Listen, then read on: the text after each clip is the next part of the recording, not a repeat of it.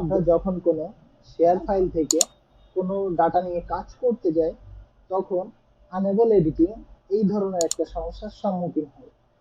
তো এইটা থেকে কিভাবে বের হওয়া যায় আজকে আমরা সেটি দেখব। তো সরাসরি আমরা ফাইলে চলে যাব। ফাইলে ক্লিক করার পর আমরা অপশনে ক্লিক করব। অপশন থেকে ট্রাস্ট সেন্টার থেকে ট্রাস্ট সেন্টার সেটিং এ ক্লিক করব। তো এইখান থেকে আমরা প্রোটেক্ট ভিউতে যাব। প্রোটেক্ট ভিউতে ক্লিক করার পর এই টিকমার্ক গুলো আমরা উঠিয়ে দিব। বক্সে থাকা টিকমার্ক গুলো উঠিয়ে দেওয়ার পর আমরা ওকে ক্লিক করব। ওকে ক্লিক করে পেজটাকে কেটে দিব। এখন আমরা ফাইলটাকে আবার ওপেন করব। এখন আর এনেবল এডিটিংটা আসবে। ধন্যবাদ সবাই।